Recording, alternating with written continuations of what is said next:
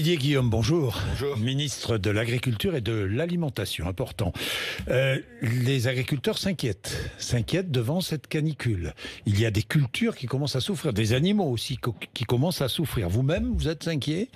Oui, alors vous prenez des mesures Oui, dans bien nos sûr, campagnes ? bien sûr. Alors bien sûr. Il faut bien faire la différence entre la canicule et la sécheresse. Oui. La canicule, non mais c'est très important. Le point essentiel, c'est pour les animaux. Donc hier, j'ai pris un arrêté pour interdire le transport d'animaux, y compris les animaux à l'export, parce qu'on peut pas laisser des animaux dans des camions, dans des trains, etc. Le transport d'animaux est interdit. Pour l'instant, pour quelques jours, on verra en début de semaine prochaine si la canicule baisse. Le bien-être animal est important. Il fallait interdire cela. Ça, c'est pour l'aspect vraiment canicule.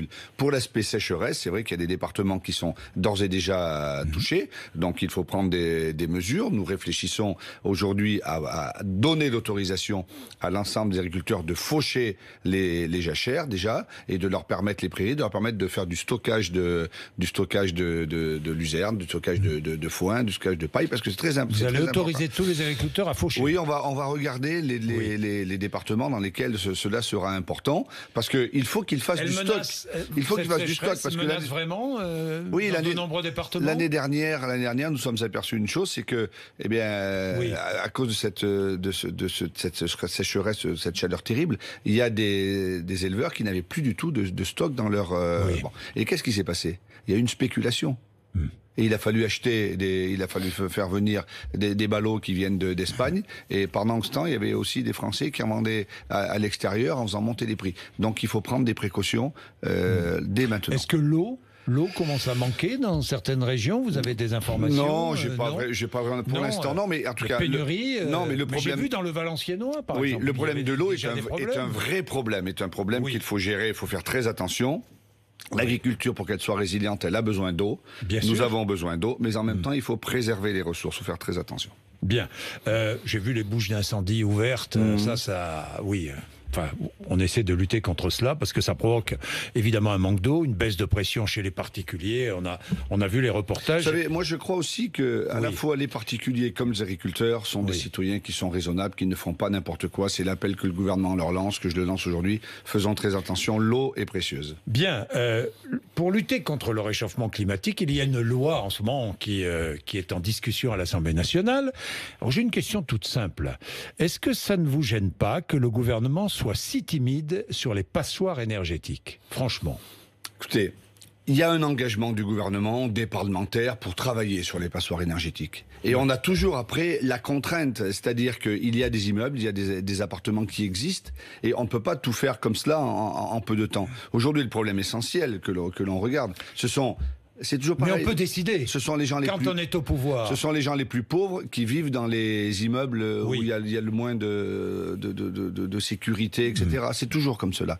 Donc je pense que nous avons des mesures à prendre. Aujourd'hui, la loi sur l'énergie qui est en débat à l'Assemblée va être une loi qui va aller de l'avant, qui est une loi importante. Et après, il faut tenir compte de sur tout, les passoires du marché, énergétiques, vous reculez. Des députés voulaient interdire la location de logements étiquetés F ou G d'ici à 2025. Ce ne sera pas le cas. Donc, ça, c'est la première décision. Autre recul.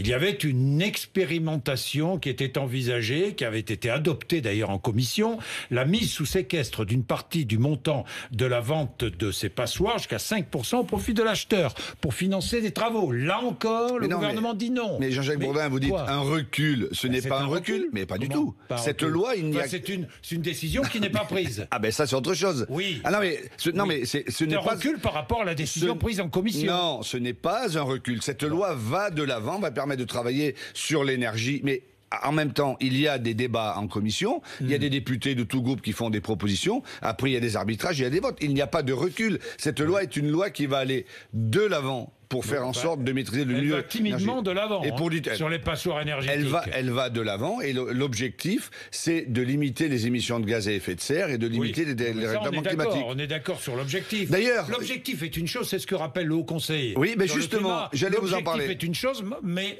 malheureusement, pour remplir ces objectifs, pour les atteindre, vous ne prenez peut-être pas les bonnes décisions. Nous prenons les décisions, il faut les faire. Vous ne vous engagez pas suffisamment. D'ailleurs, vous avez vu que le Haut Conseil met un satisfecit à l'agriculture française qui, elle, tient ses engagements et au top. Ça me fait très plaisir. Mais par rapport à ça, ce n'est pas... C'est mieux que le logement. Ce ne sont pas des reculs, mais il faut avancer. Le débat à l'Assemblée nationale va montrer un peu les discussions. Il y en aura un peu après au Sénat et nous verrons bien. Bon. Mais non, mais je veux pas laisser dire de recul parce que ce n'est pas vrai. Non, c'est pas un recul, mais c'est pas une avancée, quoi. Oui, non, d'accord. Et si. Bon, et quand on n'avance pas, on recule. Non, oui, mais justement, là, nous avançons, pas aussi vite peut-être que vous le souhaiteriez. C'est pas moi qui le souhaite. Certains, mais nous avançons. Climatique. Oui, mais il y a des débats parlementaires, des discussions avec le gouvernement. Bon, Didier Guillaume, drame dans la Drôme, drame dans l'Isère, c'est votre région. Où en est-on quelques semaines après?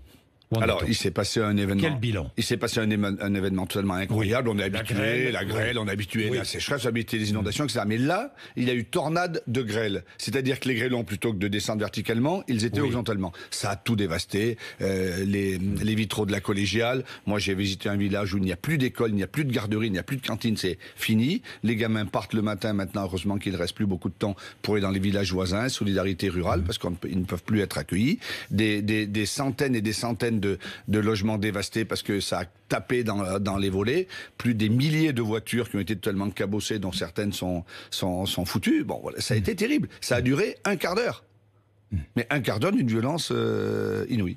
Oui. Donc aujourd'hui, le problème de l'agriculture, c'est que ça a complètement dévasté l'agriculture. Aujourd'hui, la viticulture, l'arboriculture. Moi, j'ai vu dans l'Isère des champs de noyers qui sont complètement tombés. Alors, il y a évidemment les aides conjoncturelles, comme d'habitude, exonération des impôts, les cotisations MSA, etc. Bon, mais tout cela ne suffit pas, parce que c'est pas avec des aides. Il y a aussi des aides qui sont nées pour les filets par agrêle. Tous ceux qui ont mis des filets, excusez-moi de faire un peu de technique, en dessous de leur verger, n'ont pas été touchés ou beaucoup moins touchés.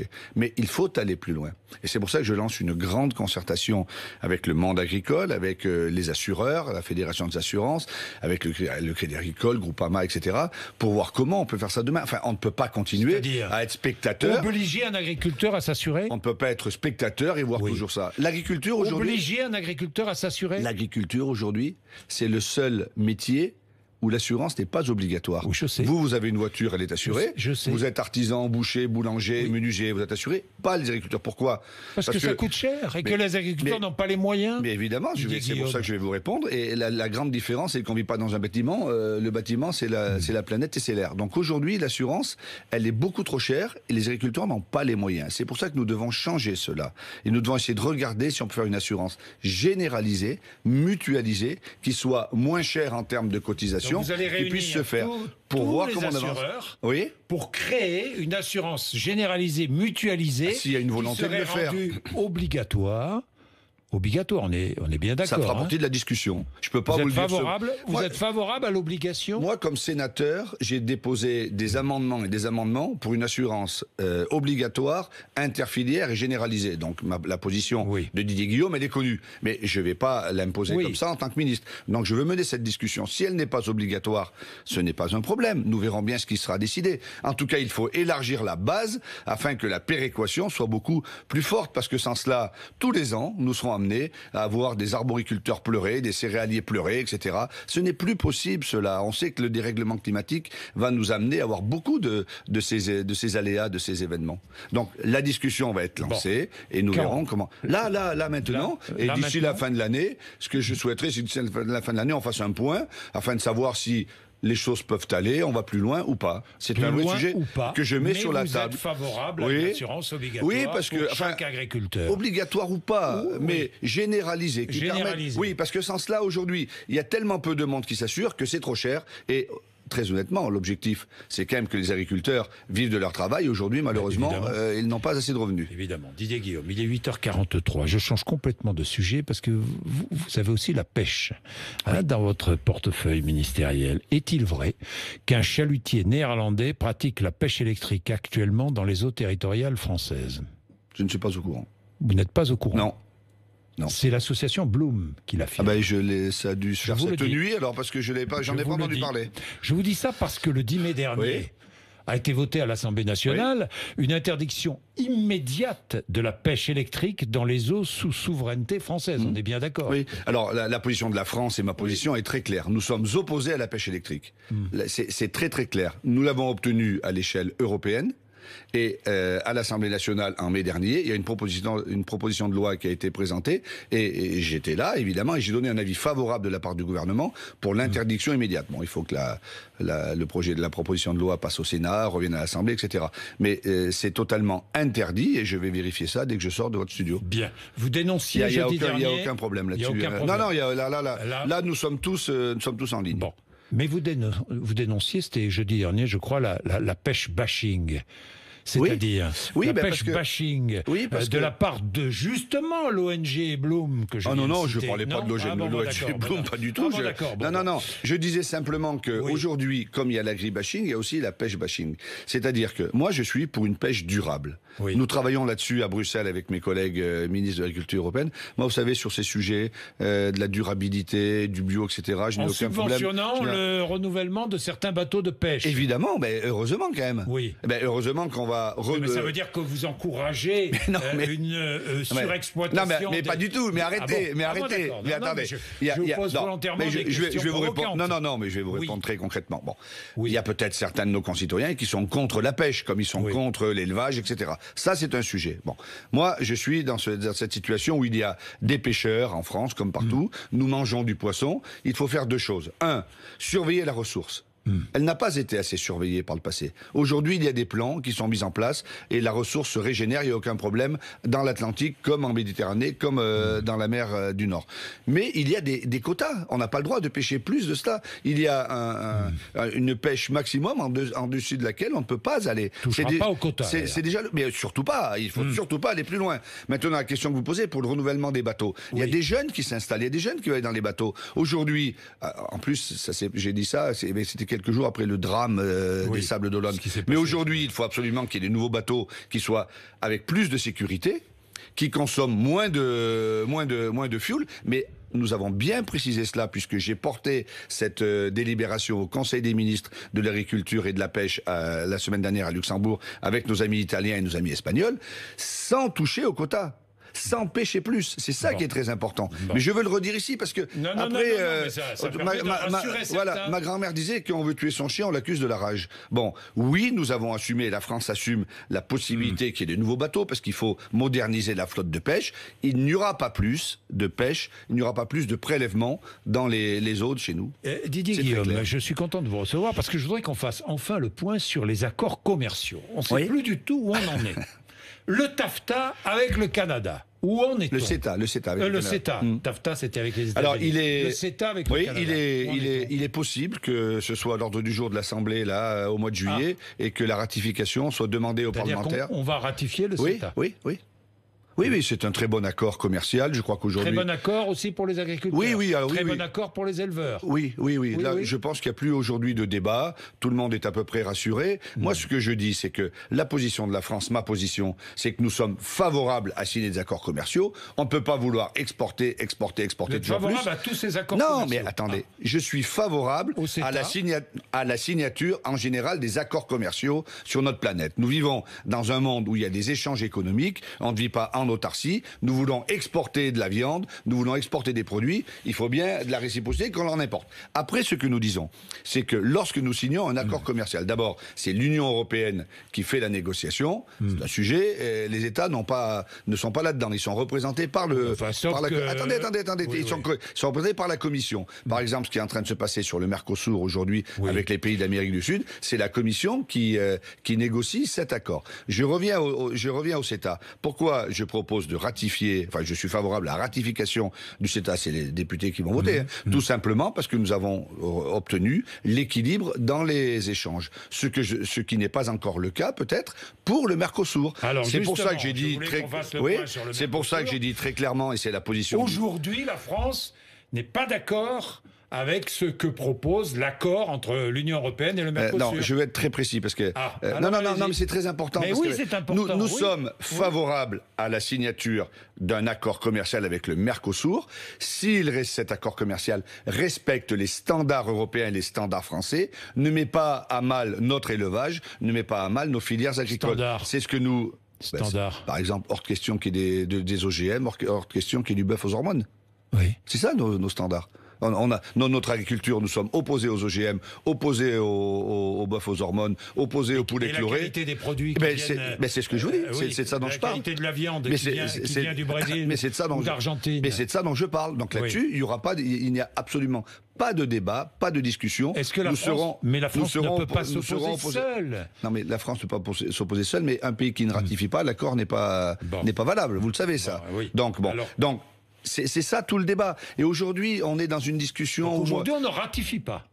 Au point où on en est. Le Mercosur ? Oui. Non, mais le Mercosur, c'est en discussion. Il n'y a pas à le ratifier. Oui, non, mais nous ratifions. Aujourd'hui, c'est insuffisant, les discussions. Nous ratifions. Suffisamment avancé. Non, c'est en train. Mais enfin, excusez-moi, c'est peut-être très compliqué. C'est en train de se négocier. Oui. Donc tant que ce n'est pas fini, on peut pas dire je suis pour ou je suis contre. Non, mais d'accord. Et nous poussons. Le président de la République pousse afin de respecter les quotas, que nous puissions continuer à exporter et que nous n'importions pas n'importe quoi. C'est ça le sujet. Bon, les pesticides.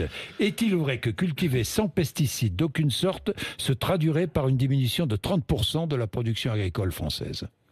Je ne sais pas si c'est 30%, mais si aujourd'hui nous arrêtions tous les pesticides, ce serait une catastrophe pour l'agriculture et surtout pour notre autonomie alimentaire, parce que nous ne serions plus à même d'avoir notre autosuffisance alimentaire. Mais... j'ai toujours un mais. Nous savons très bien que nous devons sortir de la dépendance aux produits phytopharmaceutiques, aux pesticides, aux fongicides, aux herbicides. Nous y allons. Le plan du gouvernement, c'est de diminuer de 50% l'utilisation de ces produits d'ici 2025. Nous serons le premier pays au monde à le faire. Et je suis assez confiant parce que tous les jours, je rencontre des agriculteurs. Tous les jours, je vois des gens qui sont motivés, qui nous disent « aidez-nous à faire cette transition agroécologique, le faire en une seule fois ». Je sais que quand je dis ça, je me fais tailler sur les réseaux sociaux évidemment, mais le faire en une seule fois, ce serait vraiment une erreur à la fois économique et une erreur pour notre autosuffisance alimentaire. Mais il faut aller, c'est la direction que nous traçons, qu'a fixé le président de la République dans sa campagne électorale, et nous y allons, et je veux vraiment le dire ici, saluer le monde agricole, parce que le monde agricole avance dans cette direction. Vous êtes aussi opposé au chauffage des serres en agriculture bio, pourquoi ? Oui, parce que je pense qu'on ne mange pas des tomates en janvier et des fraises en janvier. Donc moi je ne suis pas opposé au chauffage des serres, parce que ça peut aider à faire des produits. L'agriculture sous serre, la production sous serre, c'est une très bonne production, il faut la maintenir évidemment. Oui. Mais il ne faut pas faire de la contre-saison, de la contre-saisonnalité. Mais c'est-à-dire quoi ? C'est-à-dire que ça veut dire plus de bio, plus de chauffage de produits bio venant de serres chauffées. Non, je vous dis simplement... je vous dis c'est d'abord le Comité national d'agriculture biologique qui va prendre la décision la semaine prochaine. Moi, je me suis exprimé. Je n'accepterai pas que, par exemple, au mois de janvier, parce qu'il y aurait des serres chauffées, on aurait des tomates bio ou des fraises bio. Je pense que ça se mange en saison. Alors comment fait-on ? Quoi. On demande aux agriculteurs. Non, mais attendez, le chauffage des serres, c'est pas uniquement pour faire de la contre-saisonnalité. Moi, autour de chez moi, d'ailleurs, j'ai visité des. Certains le font. Le Conseil national de l'agriculture biologique qui se réunit. Non, ils vont prendre leurs décisions entre eux. Je suis pas sûr d'ailleurs qu'ils l'interdisent. Bon, mais moi, ce que je demande, ce sont les bonnes pratiques. C'est-à-dire que je crois à l'éducation.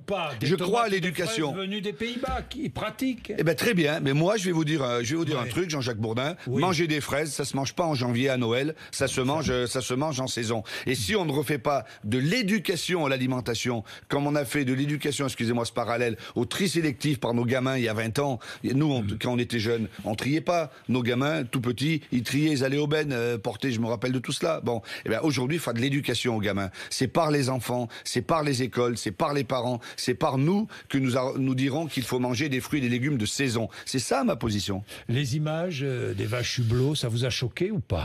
Je comprends que ça puisse être choqué. Je me permets de dire non, ça ne m'a pas choqué parce que je connaissais le sujet.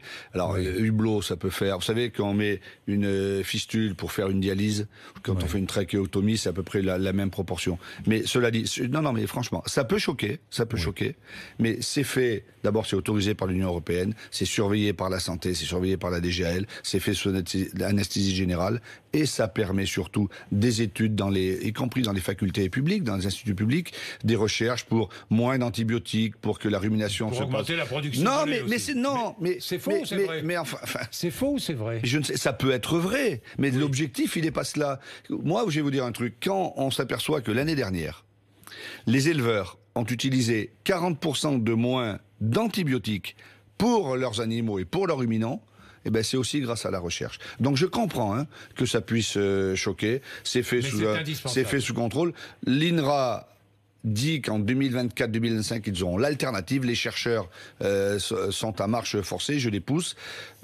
Voilà, c'est toujours pareil. Moi, j'essaye d'être le plus pragmatique possible, le plus concret possible. On peut jouer les émotions, jouer le populisme, la démagogie, mais moi, je regarde concrètement les choses. Le jour où on pourra arrêter de faire cela, je pense que ça sera bien. Pour l'instant, c'est vraiment contrôlé. Il faut faire très attention. Les vaches ne souffrent pas. Je comprends que ça puisse choquer, mais c'est aussi ça la recherche.